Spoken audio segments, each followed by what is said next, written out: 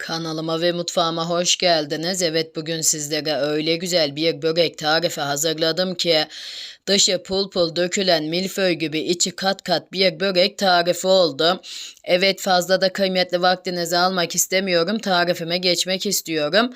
Tarifime geçmeden önce hala kanalıma abone değilseniz bir tıkla ücretsiz bir şekilde abone olursanız bundan sonraki gelecekteki bütün tariflerimden de haberdar olursunuz.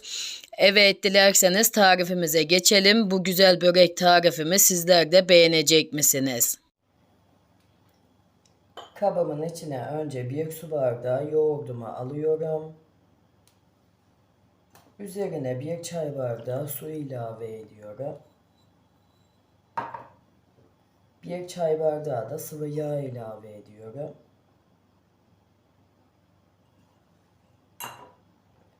Bir tatlı kaşığı tuz ilave ediyorum. Bir yemek kaşığı da sirke ilave ediyorum.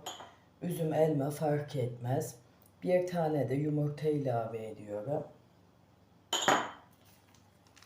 Bir paket de kabartma tozu ilave ediyorum. Şimdi kabımın içine almış olduğum malzemelerimi unumu almadan önce bir karıştıracağım.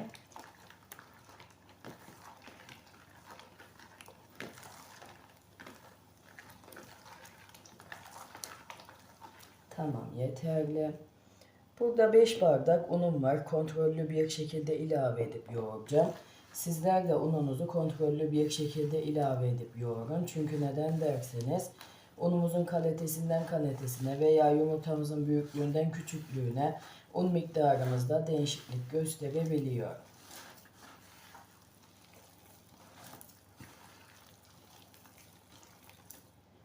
Biraz daha un ilave edeceğim. Şimdi hamurumu pürüzsüz hale gelinceye kadar yoğuracağım. Ele yapışmayan yumuşak bir hamur elde edeceğim.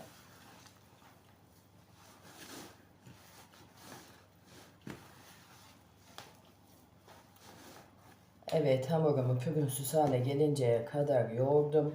Hemen böyle yumuşaklığına da göstereyim. Hamurumuzun yumuşaklığı bu şekilde olacak. 5 su bardağı unumun da 4,5 su bardağını kullandım. Bunu da belirtmiş olayım. Şimdi hamurumu hiç bekletmeden 20 eşit beze haline böleceğim.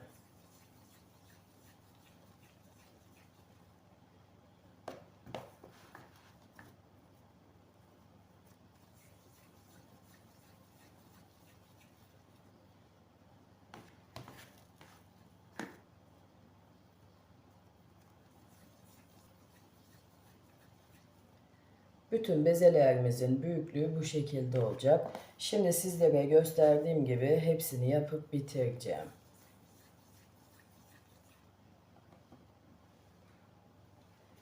Bütün hamurumu bezeler haline getirdim. Şimdi hemen böyle karşıya alıyorum kabıma. Ve hiç bekletmeden yine servis tabağı büyüklüğünde açmaya başlıyorum. Hamurumu açmak için de 1 su bardağı nişasta kullanıyorum. Mısır, buğday fark etmez.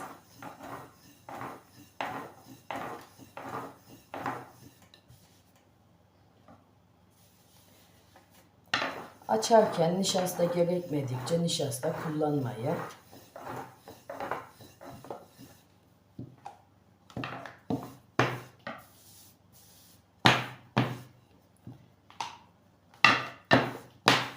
Bu büyüklükte açmamız yeterli. Hemen böyle yan tarafa alıyorum.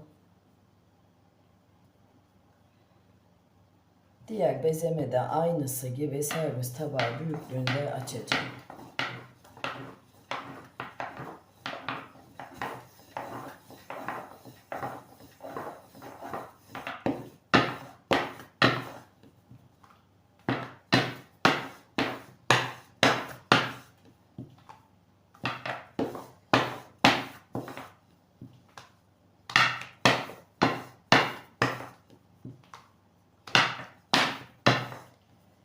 Evet, yeterli bu kadar büyüklüğüm. Şimdi hepsini sizlere gösterdiğim gibi açıp bitireceğim. Evet, hepsini sizlere gösterdiğim gibi açıp bitirdim. Şimdi arasını yağlayacağım bütün açmış olduğum hamurlarımın. Burada 100 gram eritmiş olduğum margarinim var. Sizler dilerseniz tereyağı da kullanabilirsiniz. Yağımızı da tamamen soğutmalıyız arkadaşlar. Sıcakken hamurumuzun üzerine ilave edersek hamurumuzu eritir. Şimdi böyle her tarafına gelecek şekilde yağımı dağıtıyorum.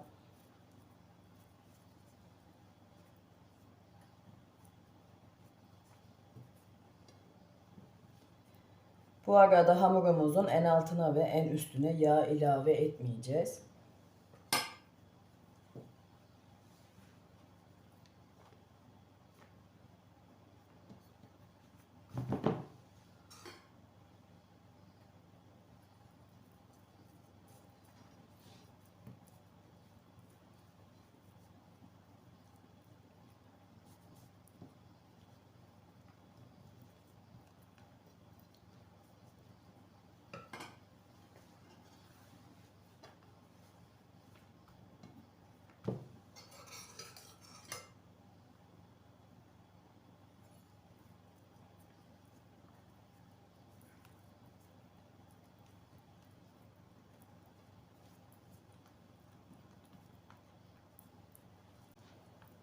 Şimdi hepsini sizlere gösterdiğim gibi hazırlayıp bitireceğim.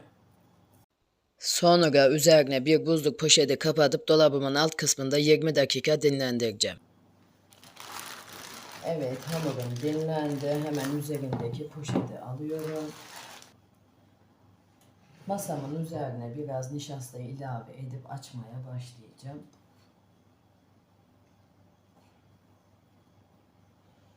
Evet, tamam, yeterli.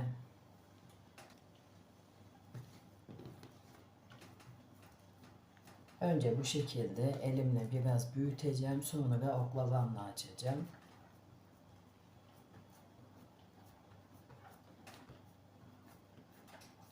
Bu kadar elimle açtım, yeterli. Şimdi oklavamla açıp büyüteceğim.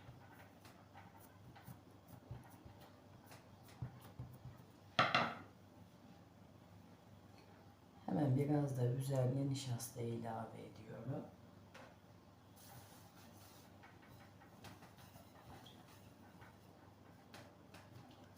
Hamurumu yuvarlak değil de dikdörtgen açacağım.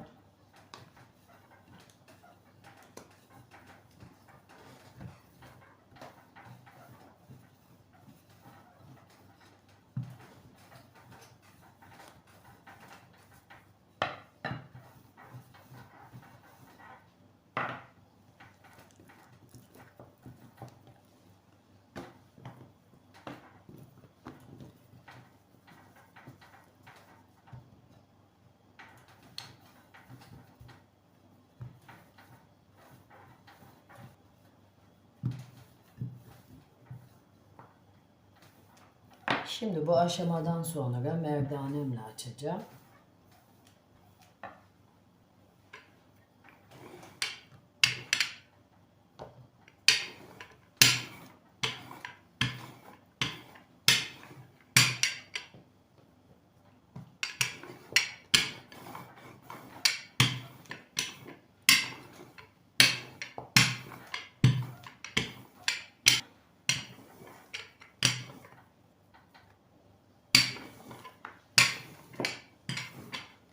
Evet, tamam, yeterli, bu kadar açıp büyüttüm. Şimdi hamurumu toparlayacağım. Hemen şöyle göstereyim. Hamurumuzu yarım parmak kalınlığında olacak şekilde açıp büyüteceğiz. Şimdi hemen bir ucundan toparlamaya başlıyorum.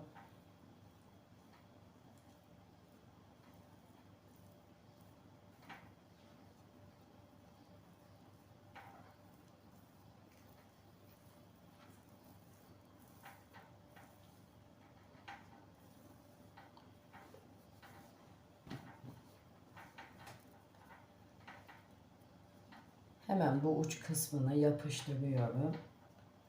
Açılmayacak şekilde.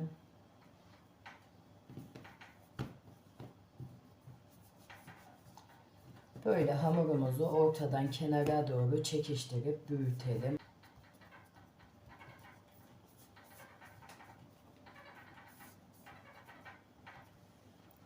Evet, şimdi hamurumu 3 parmak kalınlığında olacak şekilde kesiyorum.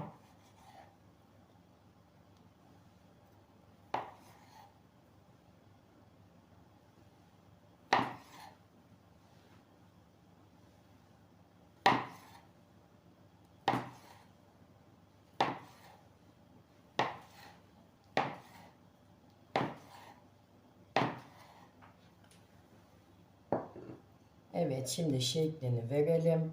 Burada 300 gram süzme peynirim var. Ben süzme peynir kullanmayı tercih ettim. Sizler dilerseniz beyaz peynir kullanabilirsiniz.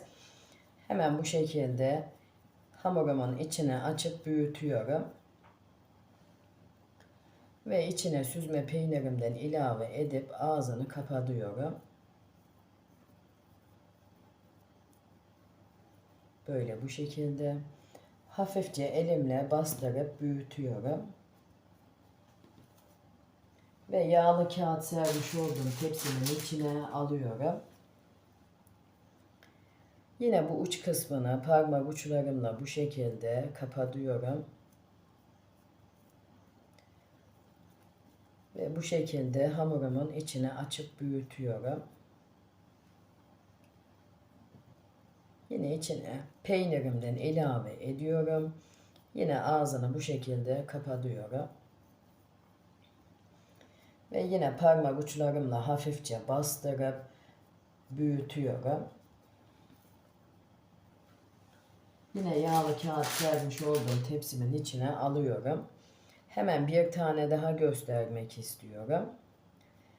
Yine hamurumun bir tarafını bu şekilde kapatıyorum, açılmayacak şekilde. Sonra diğer tarafını da bu şekilde parmak uçlarımla açıp büyütüyorum. Ve peynirimden ilave ediyorum. Yine bu ucunu da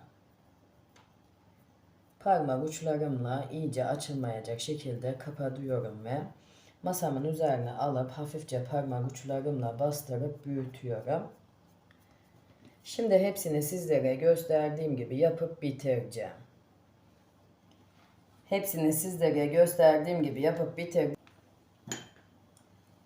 Şimdi yumurta sarımı ilave ediyorum. Yumurta sarımı önce çırpıyorum. Ve eşit bir şekilde hepsinin üzerine ilave edeceğim.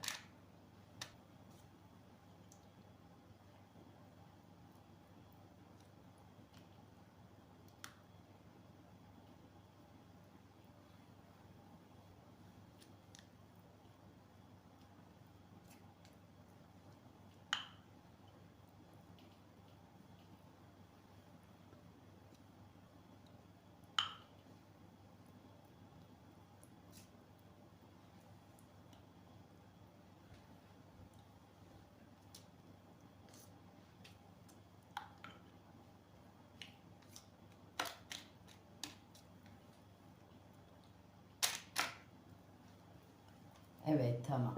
Şimdi fırınımı alt üst fan ayarlı 190 dereceye ayarlayacağım. Önceden 10 dakika ısındıktan sonra katıp altı üstü kızarana kadar pişireceğim. Evet, böreğim pişti. 5 dakikada dinlendi. Şimdi iç dokusunu sizlerle paylaşmak istiyorum. Yani o kadar güzel bir börek tarifi oldu ki arkadaşlar, dışı pul pul dökülen, içi kat kat milföy gibi. Kesinlikle kaçırmanızı tavsiye etmem çünkü her zaman yapmak isteyeceğiniz çok lezzetli bir börek tarifi. Benim de bugüne kadar yapmış olduğum en güzel börek tariflerinden biri, kesinlikle abartmıyorum. Kendim yaptım diye de söylemiyorum.